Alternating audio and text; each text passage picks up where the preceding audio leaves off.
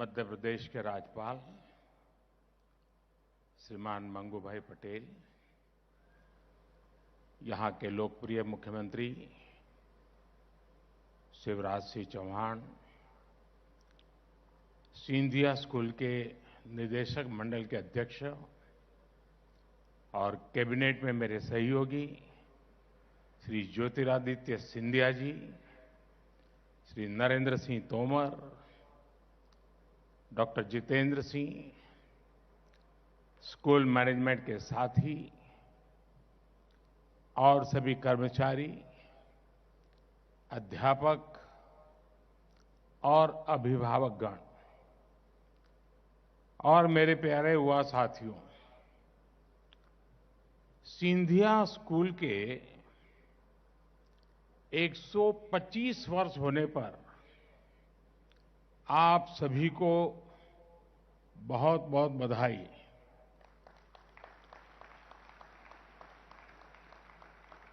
आज आजाद हिंद सरकार का स्थापना दिवस भी है। मैं सभी देशवासियों को इसकी भी बधाई देता हूं। मैं आप सभी का आभार व्यक्त करता हूं कि आपने मुझे यहां इस गौरवमयी इतिहास से जुड़ने का अवसर दिया। ये इतिहास सिंधिया स्कूल का भी है और इस ऐतिहासिक ग्वालियर शहर का भी है। ऋषि ग्वालिपा, संगीत सम्राट तानसेन, श्रीमंत महादजी सिंधिया जी, राजमाता विजयाराजे जी, अटल बिहारी वाजपेयी जी और उस्ताद अमजद अली खां तक ग्वालियर की ये धरती पीढ़ियों को प्रेरित करने वालों का निर्माण करती रही है।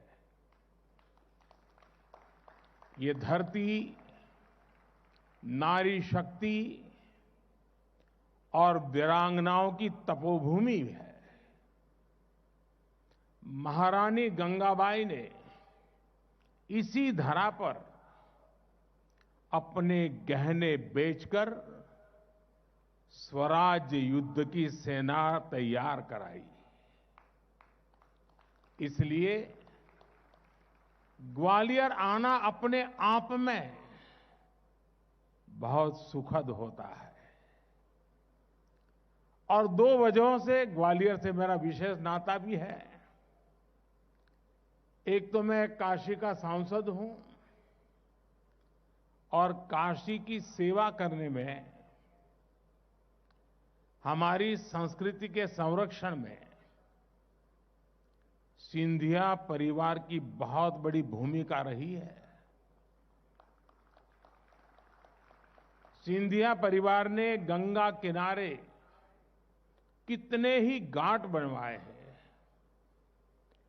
बीएचयू की स्थापना के लिए आर्थिक मदद की है। आज जिस प्रकार काशी का विकास हो रहा है, उसको देखकर महारानी बैजाबाई और महाराज माधवराव जी को, उनकी आत्मा जहां भी होगी, कितनी प्रसन्नता होती होगी, इसकी हम कल्पना कर सकते हैं। और मेरे से मैंने कहा 2 वजह है और दूसरी वजह भी बता देता हूं। ग्वालियर के साथ मेरा एक दूसरा कनेक्ट भी है। हमारे ज्योतिरादित्य जी गुजरात के दामाद हैं।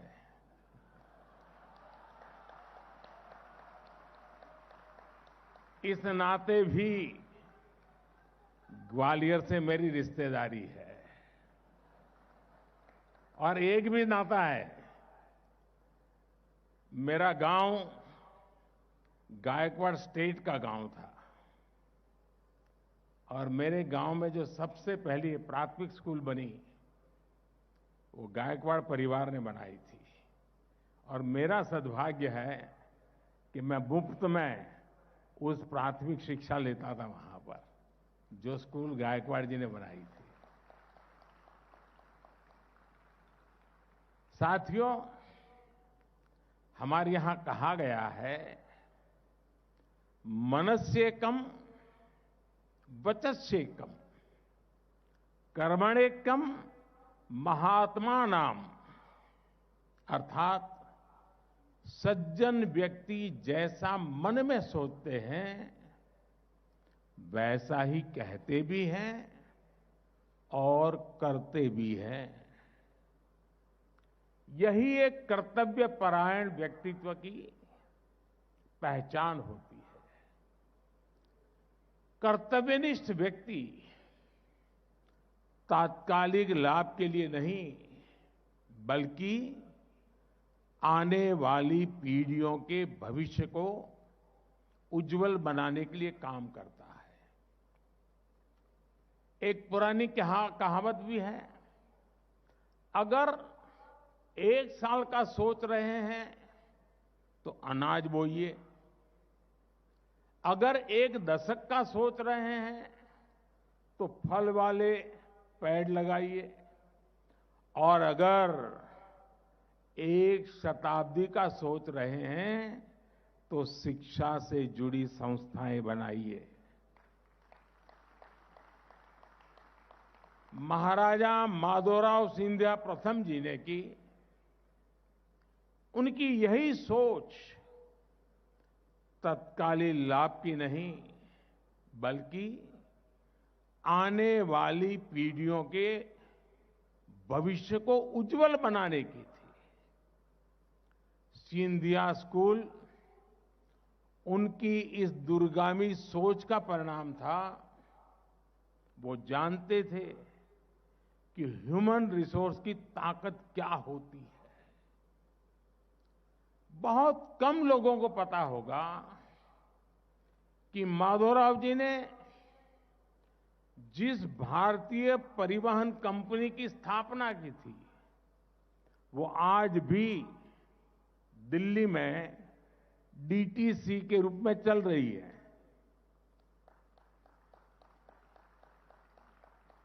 आने वाली पीढ़ियों के लिए जल संरक्षण पर भी उनका उतना ही ध्यान था। उन्होंने उस कालखंड में पानी के लिए, सिंचाई के लिए एक बहुत बड़ी व्यवस्था बनाई थी। ये जो हरसी डैम है वो 150 वर्ष बाद भी एशिया का सबसे विशाल मिट्टी का बांध है। ये डैम आज भी लोगों के काम आ रहा है। माधवराव जी के व्यक्तित्व से हम सभी के लिए ये दूरदृष्टि सीखने योग्य है। एजुकेशन हो, करियर हो, जीवन हो या फिर पॉलिटिक्स, शॉर्टकट आपको भले कुछ तात्कालिक लाभ पहुंचा दे, लेकिन आपको लॉन्ग टर्म सोचने के साथ ही काम करना चाहिए। जो भी व्यक्ति समाज में या सियासत में तात्कालिक स्वार्थ के लिए काम करता है, उससे समाज का, राष्ट्र का नुकसान ही होता है। साथियों, साल 2014 में जब देश ने मुझे ये प्रधान सेवक का दायित्व दिया तो मेरे सामने भी 2 ऑप्शन थे। या तो सिर्फ तात्कालिक लाभ के लिए काम करें या फिर लॉन्ग टर्म अप्रोच को अपनाएं। हमने तय किया कि हम 2 साल, 5 साल, 8 साल, 10 साल, 15 साल, 20 साल ऐसे अलग अलग टाइम बैंड रखकर इनके लिए काम करेंगे। आज आप कह सकते हैं कि हमारी सरकार को 10 साल हो रहे हैं। इन 10 वर्षों में देश ने लॉन्ग टर्म प्लानिंग के साथ जो फैसले लिए हैं वो अभूतपूर्व है। हमने देश को कितने ही पेंडिंग फैसलों के बोझ से मुक्त किया है। 60 साल से डिमांड हो रही थी कि जम्मू कश्मीर से आर्टिकल 370 को हटाया जाए। ये काम हमारी सरकार ने किया। 40 साल से डिमांड हो रही थी कि पूर्व फौजियों को 1 रैंक 1 पेंशन दी जाए। ये काम हमारी सरकार ने किया। 40 साल से डिमांड हो रही थी कि जीएसटी को लागू करना है। ये काम भी हमारी सरकार ने ही किया। दशकों से मुस्लिम महिलाएं 3 तलाक के खिलाफ कानून बनाने की डिमांड कर रही थी। 3 तलाक के खिलाफ कानून भी हमारी सरकार के दौरान ही बना। आपने देखा होगा, अभी कुछ सप्ताह पहले ही लोकसभा और विधानसभा में महिलाओं को रिजर्वेशन का कानून बनाया गया है। ये काम भी दशकों से पेंडिंग था। नारी शक्ति वंदन अधिनियम भी हमारी ही सरकार ने बनाया है। मेरे पास कामों की इतनी लंबी लिस्ट है कि पूरी रात बीत जाएगी। ये तो कुछ बड़े फैसले मैं इसलिए बता रहा था क्योंकि अगर हमारी सरकार ये फैसले नहीं लेती तो इसका बोझ किस पर ट्रांसफर होता? अगर हम ये नहीं करते तो कैरी फॉरवर्ड कहां होता? आपकी जनरेशन पर होता।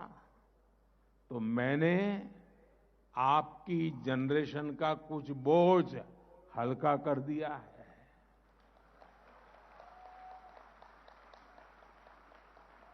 और मेरी कोशिश यही है कि आज की यंग जनरेशन के लिए देश में एक बहुत ही पॉजिटिव माहौल क्रिएट हो। एक ऐसा माहौल जिसमें आपकी जनरेशन के पास अपॉर्चुनिटीज की कोई कमी ना हो। एक ऐसा माहौल जिसमें भारत का युवा बड़े सपने देखें और उसे प्राप्त भी करें। Dream big and achieve big. और ये बात मैं आपसे इसलिए कह रहा हूं क्योंकि जब सिंधिया स्कूल अपने 150 साल पूरे करेगा, एक अहम माइलस्टोन पर होगा। ये माइलस्टोन होगा भारत की आजादी के 100 साल। आज हमने संकल्प लिया है कि इन अगले 25 सालों में देश को विकसित बनाकर दिखाएंगे। और ये आपको करना है, भारत की यंग जनरेशन को करना है। मेरा विश्वास है, आप युवाओं पर मेरा विश्वास है। आप युवाओं के सामर्थ्य पर मेरा विश्वास है और मैं आशा करता हूं कि आप इस सपनों को संजो करके काम करेंगे, सपने संकल्प में बदलेंगे और संकल्प को सिद्धि प्राप्त करने तक रुकेंगे नहीं। अगले 25 साल आपकी लाइफ के लिए जितने जरूरी है उतने ही भारत के लिए भी जरूरी है। सिंधिया स्कूल के हर स्टूडेंट का ये संकल्प होना चाहिए, मैं बनाऊंगा विकसित भारत। साथियों, करोगे ना? करोगे ना? मैं नेशन फर्स्ट की सोच के साथ हर काम करूंगा। मैं इनोवेट करूंगा, मैं रिसर्च करूंगा, मैं प्रोफेशनल वर्ल्ड में रहूं या फिर किसी भी प्लेस में, मैं भारत को विकसित बनाकर ही रहूंगा। और साथियों, जानते हैं, मेरा इतना विश्वास सिंधिया स्कूल पर क्यों है? क्योंकि आपके स्कूल के कुछ एल्यूमनाई को भी मैं भी बहुत करीब से जानता हूं।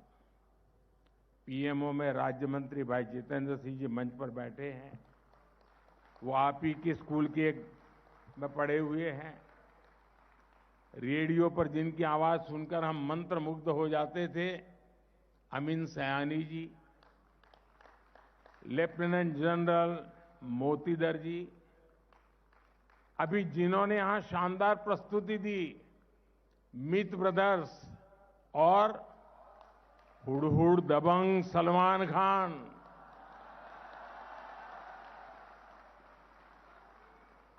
और मेरे मित्र नितिन मुकेश भी यहां बैठे हैं। सिंधिया स्कूल के स्टूडेंट्स का कैनवास इतना बड़ा है कि उसमें हमें हर तरह के रंग दिख जाते हैं। मेरे युवा साथियों, विष्णु पुराण में लिखा है, गायंती देवाः किल गीतकानि धन्यास्तुते भारत भूमि भागे। अर्थात देवता भी यही गान करते हैं कि जिसने इस भारत भूमि में जन्म लिया है वे मनुष्य देवताओं से भी अधिक सौभाग्यशाली है। आज भारत सफलता की जिस ऊंचाई पर है वो अभूतपूर्व है। पूरे विश्व में भारत की धाक जमी हुई है।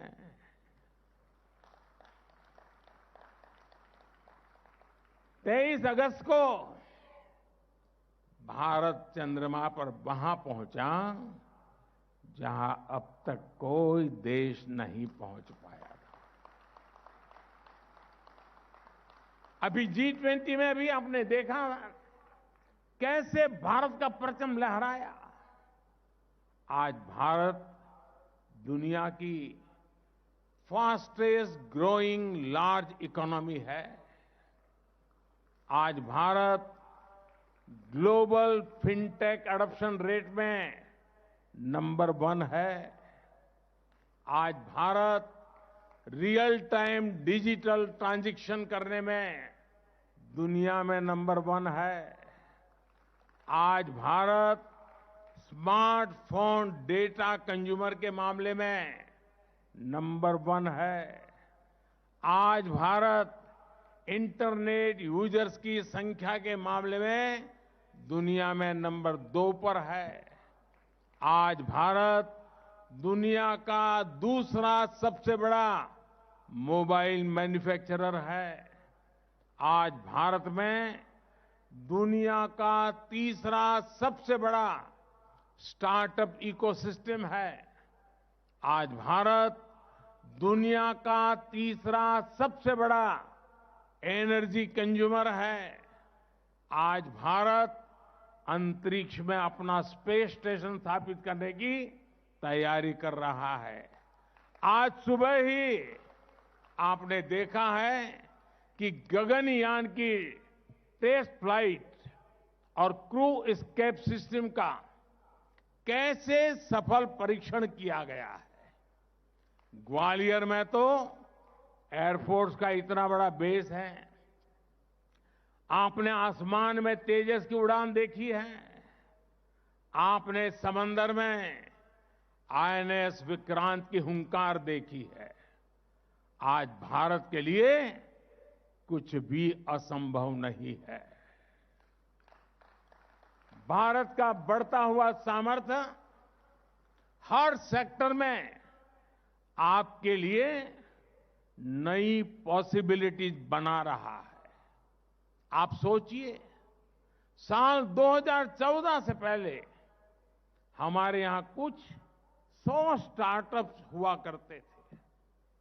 आज भारत में स्टार्टअप्स का आंकड़ा 1 लाख के आसपास पहुंच रहा है। बीते कुछ सालों में भारत में 100 से ज्यादा यूनिकॉर्न बने हैं। आप लोग भी जानते हैं कि एक यूनिकॉर्न मतलब कम से कम 8,000 करोड़ रुपए के कंपनी। सिंधिया स्कूल के विद्यार्थियों को भी यहां से जाने के बाद यूनिकॉर्न्स बनाने हैं, अपने स्कूल और देश का नाम रोशन करना है। The world is your oyster. और सरकार के तौर पर हमने भी आपके लिए नए नए सेक्टर्स ओपन कर दिए हैं। पहले सैटेलाइट सिर्फ सरकार बनाती थी या विदेश से मंगाती थी।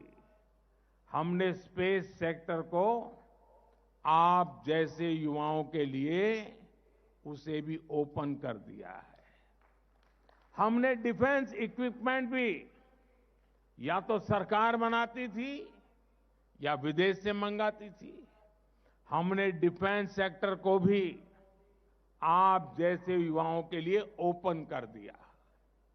ऐसे कितने ही सेक्टर्स हैं जब भारत में आपके लिए बन रहे हैं। आपको मेक इन इंडिया के संकल्प को आगे बढ़ाना है। आपको आत्मनिर्भर भारत के संकल्प को आगे बढ़ाना है। मेरा एक और मंत्र याद रखिएगा, हमेशा आउट ऑफ द बॉक्स सोचिए। जैसे ज्योतिरादित्य जी के पिताजी हमारे माधवराव सिंधिया जी जब रेल मंत्री थे तो उन्होंने शताब्दी ट्रेनों की शुरू करवाई थी। इसके 3 दशक बाद तक भारत में फिर ऐसी आधुनिक ट्रेनें नहीं शुरू हो पाई। अब देश में वंदे भारत का भी जलवा है और कल ही नमो भारत की रफ्तार भी आपने देखी है। साथियों, यहां आने से पहले मैं सिंधिया स्कूल के अलग अलग हाउसेज के नाम देख रहा था और ज्योतिरादित्य जी मुझे समझा भी रहे थे। स्वराज के संकल्प से जुड़े वो नाम ही कितनी बड़ी प्रेरणा है आपके लिए। Shivaji house, Mahadji house, Ranoji house, Dattaji house, Kanarkhed house, Nimaji house, Madhav house, एक तरह से सप्त ऋषियों की ताकत है आपके पास। और मैं सोच रहा हूं कि नवरात्रि के इस पावन अवसर पर मैं आप सभी को 9 टास्क भी दूं, क्योंकि स्कूल का कार्यक्रम हो और आप होमवर्क न दें तो पूरा नहीं होता है।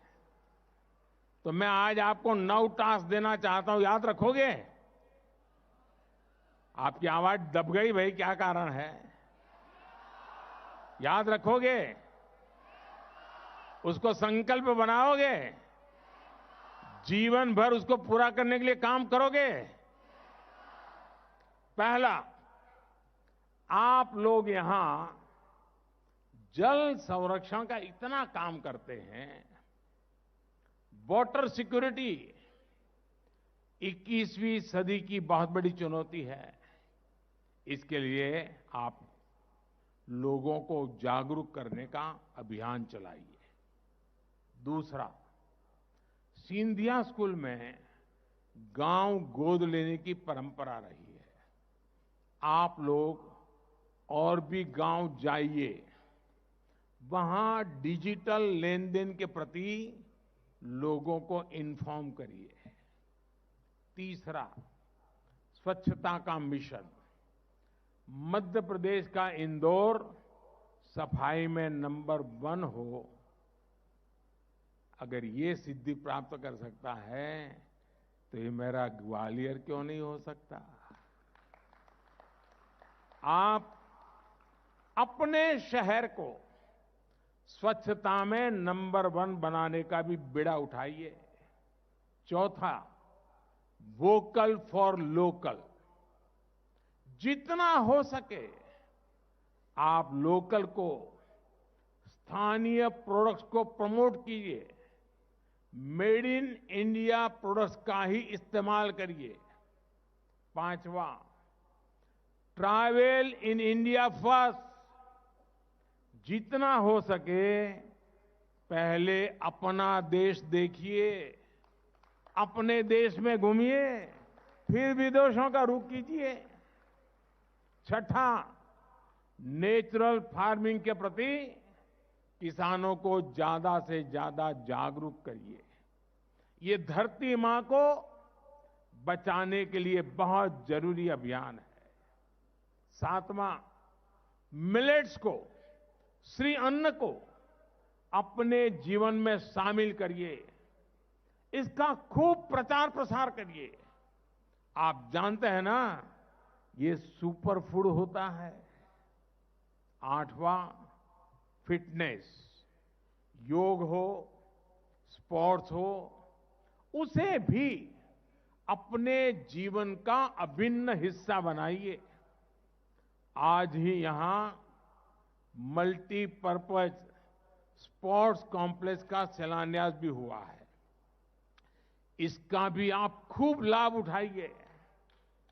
और 9वां, कम से कम एक गरीब परिवार की हैंड होल्डिंग जरूर करिए। जब तक देश में एक भी गरीब ऐसा है जिसके पास गैस कनेक्शन नहीं, बैंक अकाउंट नहीं, पक्का घर नहीं, आयुष्मान कार्ड नहीं है, हम चैन से नहीं बैठेंगे। भारत से गरीबी दूर करने के लिए ये बहुत जरूरी है। इसी रास्ते पर चलकर 5 सालों में ही 13.5 करोड़ लोग गरीबी से बाहर आए हैं। इसी रास्ते पर चलते हुए भारत गरीबी भी दूर करेगा और विकसित भी बनेगा। साथियों, आज का भारत जो भी कर रहा है वो मेगा स्केल पर कर रहा है। इसलिए आपको भी अपने फ्यूचर को लेकर छोटा नहीं सोचना है। आपके सपने और संकल्प दोनों बड़े होने चाहिए। और मैं आपको ये भी बता दूं, आपका सपना, आपका सपना, आपका सपना ही मेरा संकल्प है। आप अपने थॉट्स, अपने आइडियाज नमो ऐप पर भी मेरे साथ शेयर कर सकते हैं। और अब मैं व्हाट्सएप पर भी हूं, वहां से आपसे कनेक्ट हो सकता हूं। आप चाहे तो अपने सीक्रेट्स भी शेयर कर सकते हैं, और मैं आपको वादा करता हूं मैं किसी को नहीं बताऊंगा। साथियों, जीवन ऐसे ही हंसी मजाक में चलते रहना चाहिए। आप खुश रहिए, स्वस्थ रहिए। मुझे आप सभी पर पूरा भरोसा है। आपको याद रखना है, सिंधिया स्कूल सिर्फ एक संस्थान भर नहीं है, बल्कि एक विरासत है। महाराज माधवराव जी के संकल्पों को स्कूल ने आजादी के पहले और आजादी के बाद भी निरंतर आगे बढ़ाया है। अब इसकी ध्वजा आपके पास है। थोड़ी देर पहले जिन युवा साथियों को पुरस्कृत किया गया है, मैं उन्हें फिर से बधाई देता हूं। एक बार फिर सिंधिया स्कूल को और सभी युवा साथियों को बेहतर भविष्य के लिए बहुत बहुत शुभकामनाएं। आप सभी का बहुत बहुत धन्यवाद। नमस्कार।